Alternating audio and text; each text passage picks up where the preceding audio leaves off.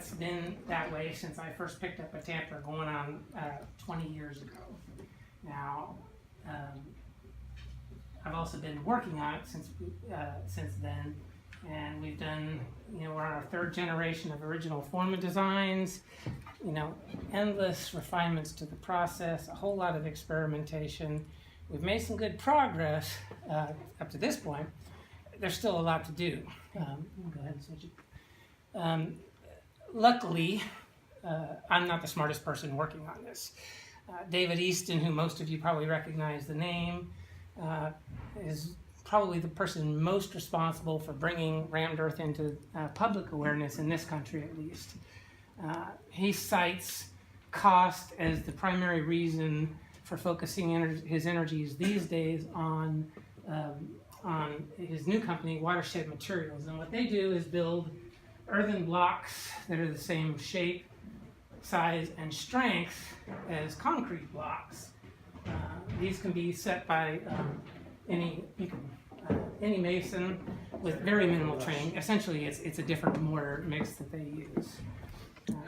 And so it has the potential to really lower cost, and also to use it in institutional settings where render just hasn't been tested yet.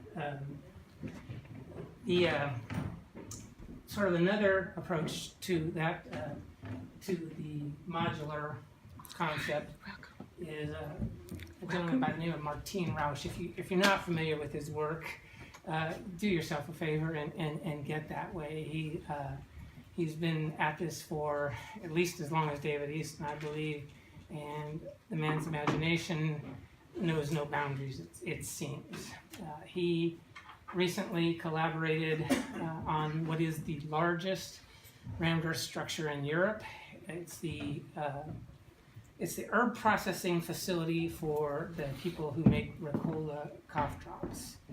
And at 133 meters long, 35 meters wide, and 11 meters tall, this thing is a monster. And yet, there were no walls tamped on site, no forms were ever set on site. Instead, these large panels, some of them weighing up to 7 tons, were prefabricated at a nearby warehouse, trucked to the site, and set one at a time by crane. Interestingly, those panels, as big as they are, used no stabilizer. Well, I take that back.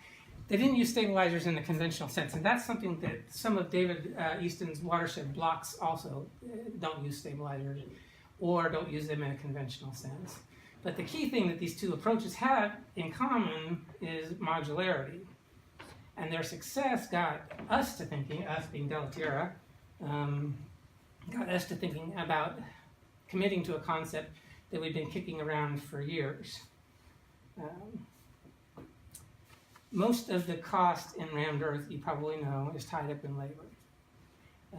And a thorough analysis of time on task convinced us that there were real possibilities for savings if we were to add modular options, or sort of compartmentalize the tasks. When these projects came along, we investigated a little further, and we found that not only was that true, but we could save money on mobilization costs and equipment costs, that there were real savings to be made in scheduling and crew sizing, that even material costs, which surprised us. And I'll get into that a little more in a second, but we were only interested in doing any of that if we could preserve the sort of traditional aesthetic appeal and the performance benefits of rammed earth. What evolved from that thinking was a system that it works. It's highly adaptable. It can look and function like traditional rammed earth, but it also expands the design possibilities quite a bit. We integrated hardware from across a pretty diverse field of construction industries with everything that we knew about forming and tamping, and we've been able to come up with a system that pretty much blew away our expectations about savings that were possible. I should point out at this right here, I should point out that none of this has been proven in an actual structure yet. We've prototyped the forms, we've prototyped the placement devices, we've done a lot of work on metered mortar charges and all the support systems. We've made the blocks and lifted the blocks, tested the blocks, but in investment in a large-scale project, we're funding this as we go, so that'll be either we have a project where it works on, or we fund it through our conventional rammed earth, which we have no intention of giving up on. At its core, it's, well, it looks kind of like Legos here. You have to imagine this is like, this high and 8 feet long. And at the core, though, it's a system of large blocks or panels. They're compacted at ground level, and they're placed with a modified telehandler. We use reusable steel pallets. We use reusable steel formwork. They're all precision machined so that we can get ease of assembly and the kind of tolerances that you need in the finished project, and be able to repeat it without because the idea is that one of the ways it's more flexible is that we don't have to, the way we do now, we have to wait for the foundation to be poured, and then the rammed earth crews move in. And we can spend a great deal of time on a project holding up everything else that's going on with the construction until we get out of there. So, the schedule is dependent upon the skill of the rammed earth crew. This new system we could be doing while either during the planning phases, once the design and development had been finalized, but while the foundation was being prepared, we could have the blocks ready to go, or we can mobilize them on site, whichever one makes most sense for that particular project. We can do radius sections, we can do tapered sections, curved sections, corner blocks, we can do them with or without indexing features, with or without voids for reinforcement. The forms themselves are extremely modular. They assemble and disassemble in a matter of minutes, and there's really the only limitation. We even have made them. We've made slots for form liners so that we can easily put texture on some or all of the surfaces, and we've made everything compatible with the forming system that we already have, so that they can be combined with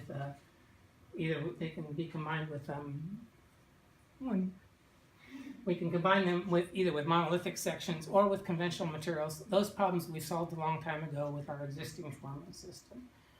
I apologize for having to read, but I'm not all that good at this. I wanted to say that within limits also, we developed this metered mortar gun, say that 4 times fast, metered mortar gun, where we can dial in a specific charge. And what that lets us do is using basically voids on the bottom of the block and the right meter, we can create a dry stack look, we can use conventional mortar joints, or within limits, we can sort of, what would be the word? We can blend the joints to make it look like a monolithic wall within limits. We're limited to about an 8-foot width at current time, just because the block size that we're able to lift is going to be about 4,000 pounds, and assuming certain wall thicknesses, we just run into physics problems at that point. Eventually, we may go bigger with it. I don't know though. So initially, this was just an exercise in cost savings, but the more we got into it, the more I realized what a powerful tool modularity could be. If what you're looking for is cutting edge building performance, then this allows us to easily follow the science with regards to things like wall thickness and mixed design. And that would be true whether it's, even if it's a different on, say, a north-facing wall than on an east-facing wall. If creative expression is your primary goal, it kind of opens up a whole new box of crayons. And where cost is a concern, we happen to think that it's a beautiful material, and given that, a few simple block forms arranged in an elegant composition might be considered a bonus if compared to other structures in a similar price range, and the price points we've done case studies down, or done design studies down to go pretty darn low. We can do this stuff for close to low income levels, certainly for affordable income housing. So where the savings are, labor, obviously, the forming times are cut by 2/3. We can, and that's just the amount of square feet that we can form during a given man hour. We've cut that down by well, we can do it in 10 hours what it used to take 36 hours to do. So a little less than a third. Same is true of the stripping times. The mixing, we do it in much smaller batches than we would for when you're mixing. Weird things happen when you're ramming earth in big forms. Okay, you want to mix enough to be able to get a couple of lifts in. Otherwise, all you're doing is going back and forth, climbing in and out of forms all day long. So you want to be able to mix enough to get it in there, but the stabilizers give you a very limited shelf life. Once Portland is hit by water in the mixing pile, you've got so many minutes to get it wet, to get it mixed, and get it into the forms. This takes a lot of the pressure off that, so there's not a lot of lost time. Say 4:30 rolls around or 4 o'clock rolls around, you really have to think twice about whether you're going to try to do 4 more lifts on a big form. With this, that's not the case. You can kind of just keep it going using smaller mixers and smaller placement, and get it in and get it done. And your days are not limited by the amount of time you're looking forward on this task. The other thing is, when you are camping, you are standing outside the forms. That is such a huge plus. We spend literally half of our day climbing up and down inside the forms, and it's not just once in and once out for every time. When a mix is finished, the guy comes out of the tamper. We're over there, we're mixing. By then, hopefully we have another mix ready, another batch ready to go. We bring it up, it goes, first of all, someone goes in and does a top to form measurement to the compacted earth all the way around, and you've got to do that all the way around. It comes out, the earth goes in. You're either risking your crew or you're getting them out of the forms when you're dumping the earth into the forms. And then everybody goes back in, the dirt has to be redistributed, another measurement is taken from the top of the forms to the loose compacted earth to make sure you've not got too much earth in there. At that point, you can lower the tampers in and start tamping. Now you're trying to get 3 lifts tamped in less than, say, 35 minutes. So people are just like hopping, and that tends to lead to either you slow it down intentionally and only do 2 lifts a batch, or you make mistakes and end up tearing stuff up. Neither one of those is a particularly good option. So that is where the majority of the savings come from. The mobilization costs are real. We don't use near as much equipment in this system. The scheduling cost, that goes back to things like rain days and stuff, where if the blocks and stuff are being made in an enclosed environment, we don't lose time to drying out piles. We don't lose time that we can't tamp because it's raining. We don't lose time that we can't tamp because it might rain. If you get a wall up and then you get 6 inches of rain, well, the first 2 lifts are fried. So, okay, so that's that. Okay, the last thing I want to talk about is stabilizers. When I say we could save on materials, we can. We can do thinner wall sections with this than we can with traditional Ranbir. That means less material. That's not really a major cost, but stabilizers can be, okay? The stabilizers that we're using in this industry right now are either Portland cement most of the time or lime. As a movement, we kind of give lime a pass, and let me explain what I mean by that. The carbon costs associated with the mining and milling of limestone for both Portland and lime are essentially the same. A lot of times it's the same rock from the same quarry, same pile shipped to 2 different places. Portland takes a beating after that because of the high temperatures and length of time it takes to fire it or calcine it, which is the technical term. Lime uses less energy, but we do cook it at 1800 degrees for 4 hours, which ain't, it's nothing to sneeze at. At that point, Portland is essentially ready to package and ship. Lime has to be slaked. That involves a great deal of steam under a lot of pressure. If everything was equal from that point out, then the math would be easy enough to do. But there are a grand total of 5 lime kilns in Texas, one of which produces strictly for the food service and agriculture industries. Of the remaining 4, 2 of them are within a few miles of each other and share one distribution hub. If you drove from Marble Falls to New Braunfels in a straight line, you could see them both. So that leaves us with 3. By contrast, there are 3 cement kilns in the greater San Antonio area alone. So carbon costs matter. Then there's the oft repeated theory that lime will absorb in carbon what it takes to produce it. This is at best, at very best, a hypothetical possibility. In reality, the distance between the lime-air interface and the carbonation front, which is an easily identifiable point at which reabsorption either slows to a crawl or halts altogether, is measured in millimeters. That's the reason why the thickness of a lime render, lime plaster, matters so much. Okay? So any lime beyond the point at which it can reabsorb has limited cementitious potential, not near as much as Portland does, but it does have some. But its carbon costs of its production are left unmitigated by any reabsorption. Now, all that said, I'm a big fan of lime, and here's why.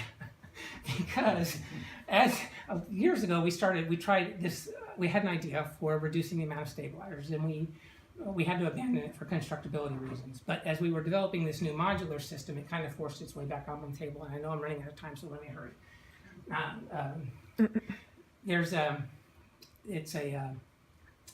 What is it?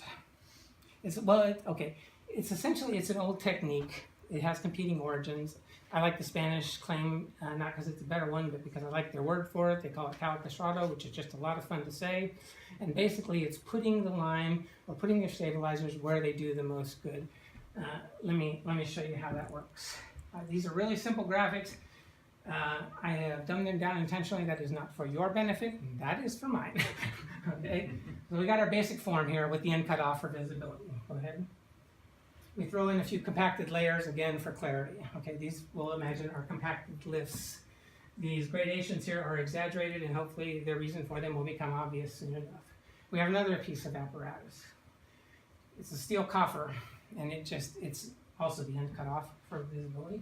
And it's just a thin piece of steep metal with standoffs. It fits inside the lime, inside the form. It goes in and out easily, but doesn't have a lot of play. We drop that in. We fill the outer perimeter of the form with a lime-rich soil, say 8%. We fill the inner side with a lime-poor material, basically unstabilized. And by modifying our then we pull the coffer. By modifying our compaction patterns, we can essentially get the surface erosion, the surface durability benefits of an 8% stabilization using less than 1.5% lime. And that is a neat trick. Now, those numbers will change a little with the geometry of the block, but all things considered, it is a good number. So, I guess that's about it, time-wise. Except I will say this: the best place to save money in Earthen Construction is on your drawing boards. If you get to know the material, really know the material, or work early with someone who does. And I don't just mean the resource and the performance benefits of it. I'm talking about the process. I'm talking about the preparation. I'm talking about its limitations and its... but a lot of simple materials. For a lot of simple materials, let me put it that way. Truly elegant structure goes a long way towards reducing cost. And Ranbir is a great example of that. Any questions? Woo! Wow.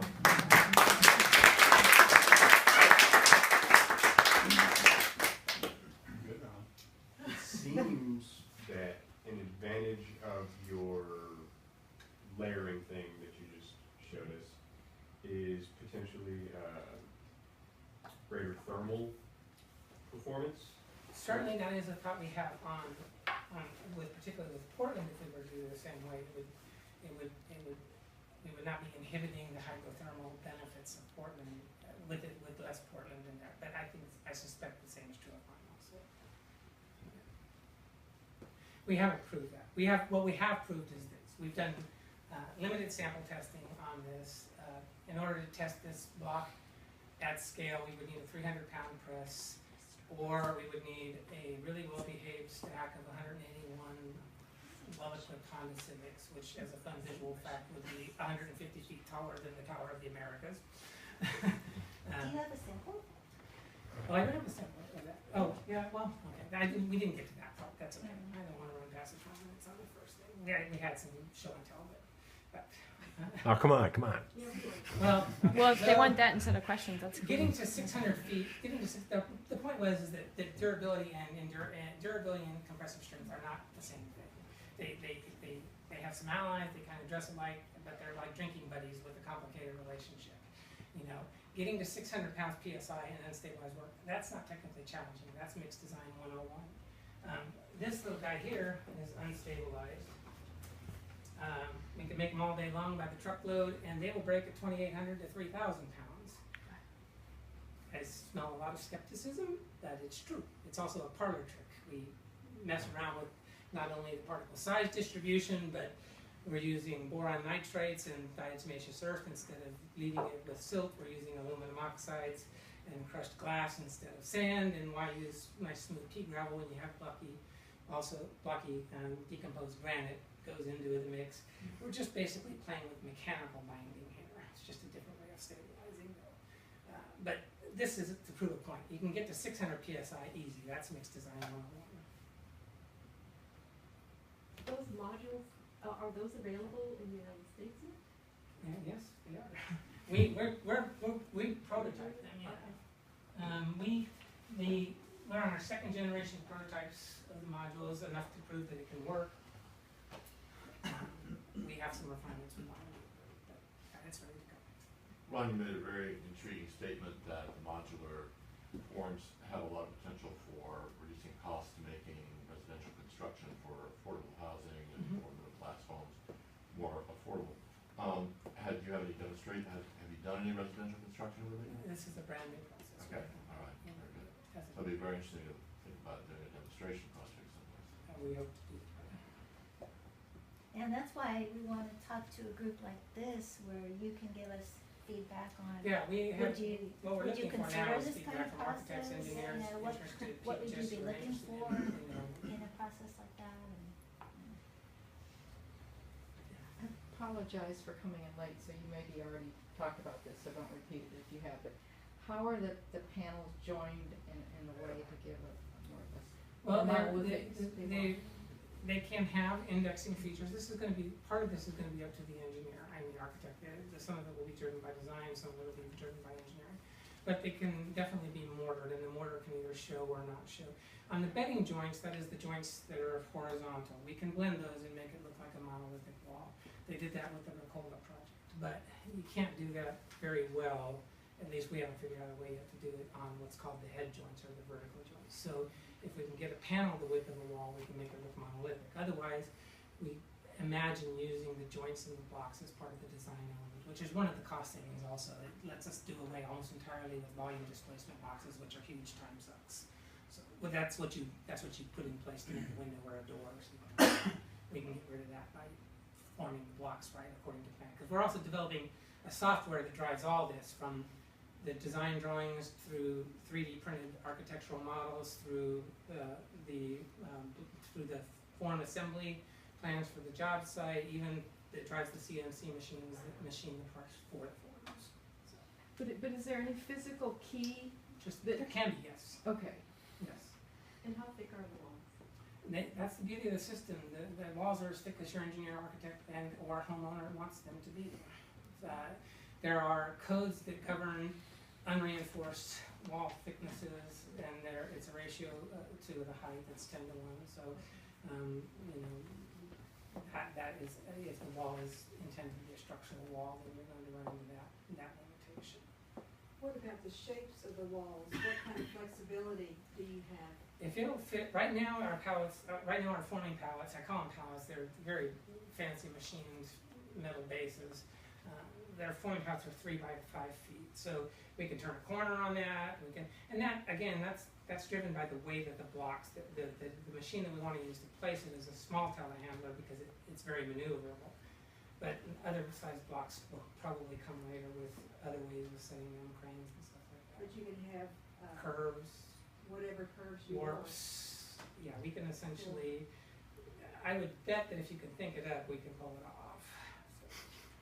And now, that's gonna affect the cost, obviously, the title of this is a, you know, I don't wanna talk anybody out of nice, simple, you know, blocks, square, rectangles work really well, curved sections work pretty well. You could show her the slide of the blocks and she may understand the indexing, I'm sorry, Other direction.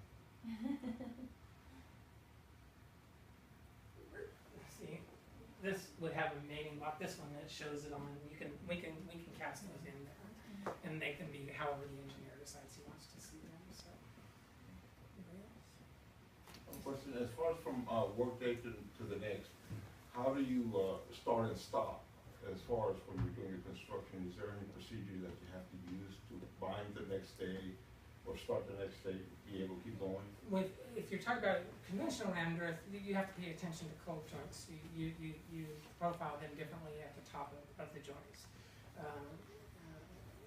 With these, you would not want to put mortar on top of a block unless you were going to put the next block on top. So you would leave unmortared surfaces at the top and at the sides. You didn't say it, but I'm assuming that you can include, if I wanna have an engaged steel plate that I'm going to then weld something else Yes. onto, Yes.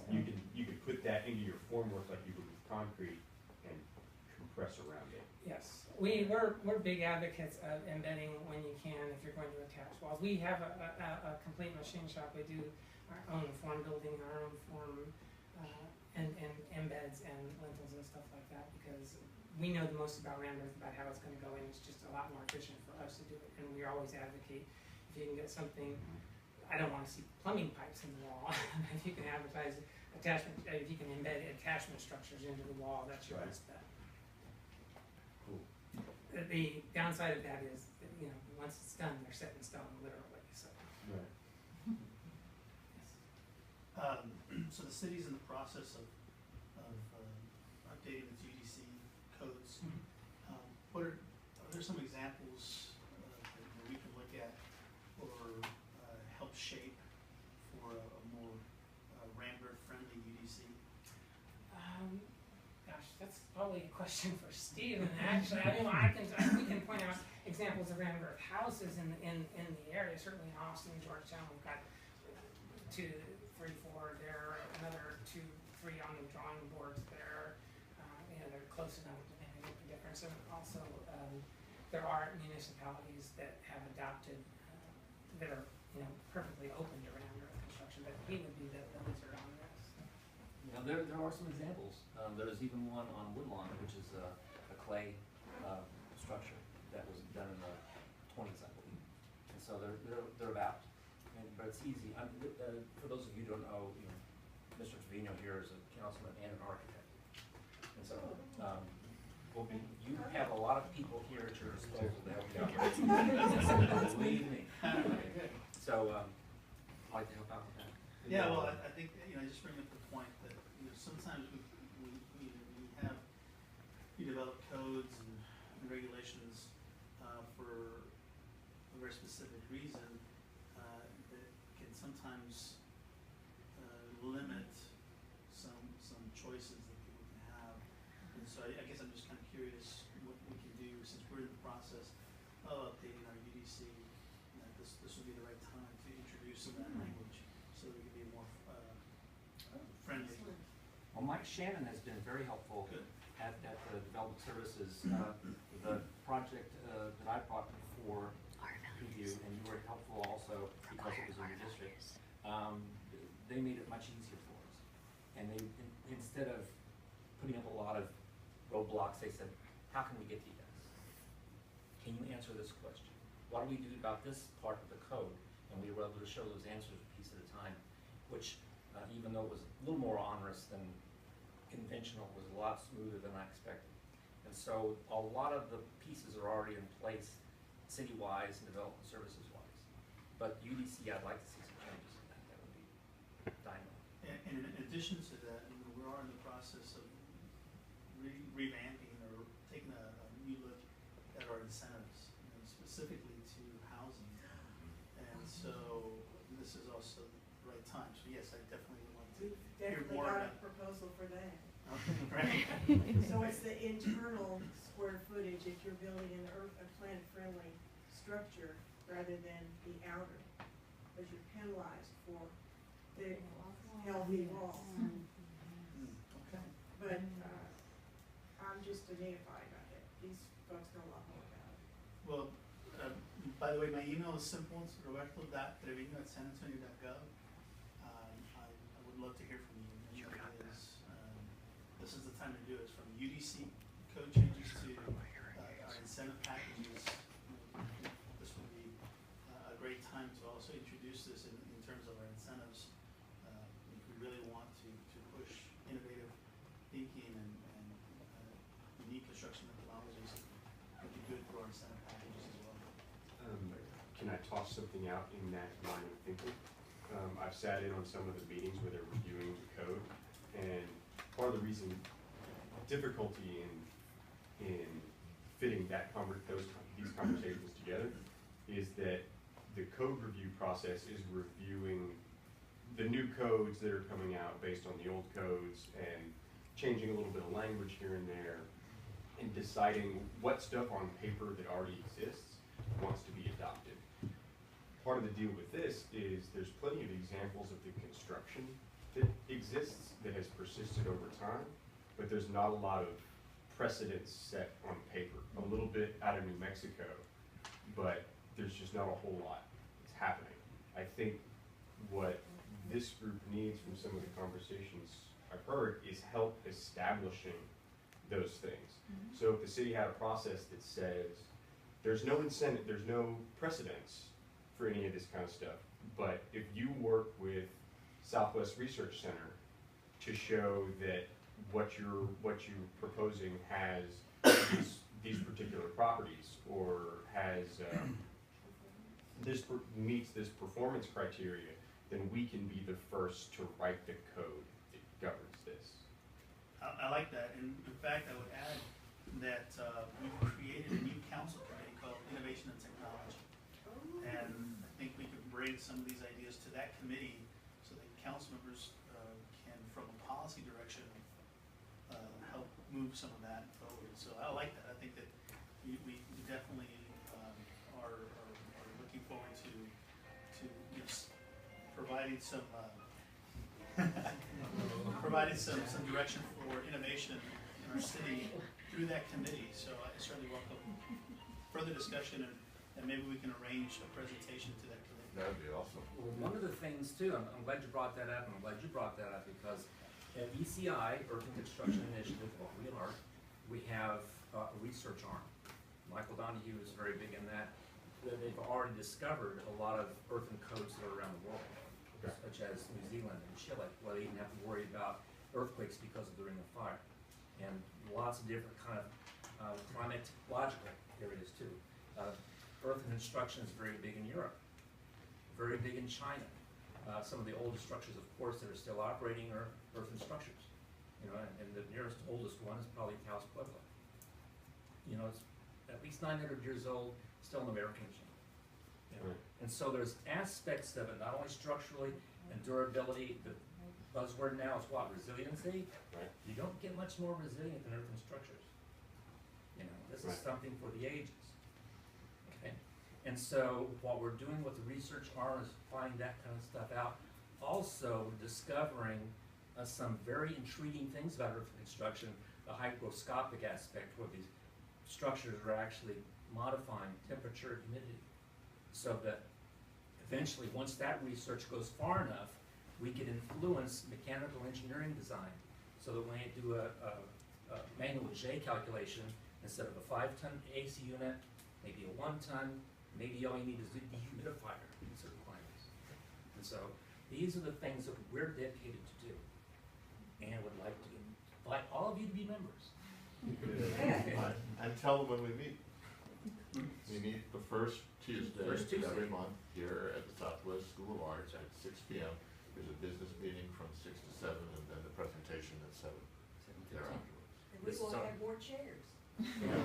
Yeah. That's So, leading off of the hygroscopic, we'll do a plug for next week, a month's presentation. Tim White will be presenting, and it's he's going to be talking about the power of water and clay, phase change materials, and I guess he wants to. 2 minutes. Okay. So there's a professor that used to teach here in San Antonio, and then he became a junior college professor out in Del Rio, Texas, named John Maroney. And John was the first one that actually started to look at what is this thing that we're feeling when we walk into an old adobe house, and it's cool and it's 110 degrees outside.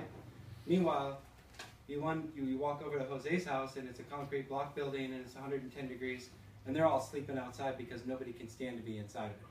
Okay? And so he came up with the idea and the theory that the hygroscopic and hygroscopic properties of the clay platelet itself, and it's carrying a negative ionic charge, is able to interact with the thermal energy of water at vaporization.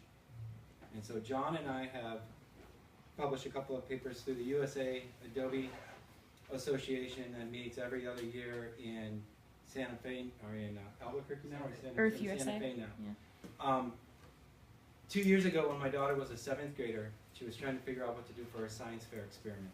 And John and I had talked about how do we take this from building houses or small units into something that's simple and easy to reproduce. 10 years ago, when I was at a Hempcrete Lime Symposium and had a chance to sit down with Bruce King, and Bruce King has the new book up, Beverly. Yes. You have that? Carbon architecture. And Beverly has a copy of that. All of you architects need to get one of these, because the new carbon architecture is about not looking at how big of a fancy of a building that we can build. It's about looking at what is the embodied energy of that building material going into that building.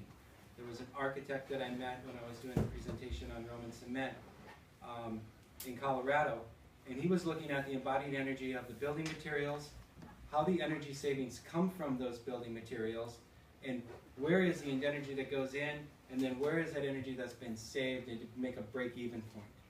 His research was coming in that straw bale and papercrete were all like 18 months to 24 months. And his research in insulated concrete form with foam, plastic, concrete, and steel was at the 43 to 45 year zone. And so it's a super green building material because of its longevity and its foam and it's insulated. But if you really get down to the heart of it, what's taking place there? So my daughter asked her science teacher in 7th grade, what should I do? And she's like, you should go talk to your father and see some of the research that he's doing.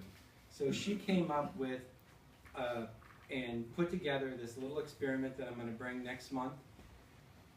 We call it the Maroney experiment. It's about this big. It involves petri dishes and a triple beam balance scale. And next month I'm going to dumb it down so far for us all that we're not going to even use technology for the presentation. Okay? But in her little thing that she took to the science fair, she got an award. She got the right sustainability award for the science fair experiment that may lead to actually a sustainable world. Okay? In that it looks at those petri dishes and comparing basically their weight in the morning when it's a higher humidity to the weight in the evening at a lower humidity. Anytime that material is taken on or giving off, the only way that it can interact with anything in its environment is through water vapor, or the thermal energy of water at steam. And there's a whole latent heat flux and a latent heat zone that takes place inside of that, and we'll cover that in detail next month. Thank Excellent. you all for your interest in earth and building and looking at the future that we all want to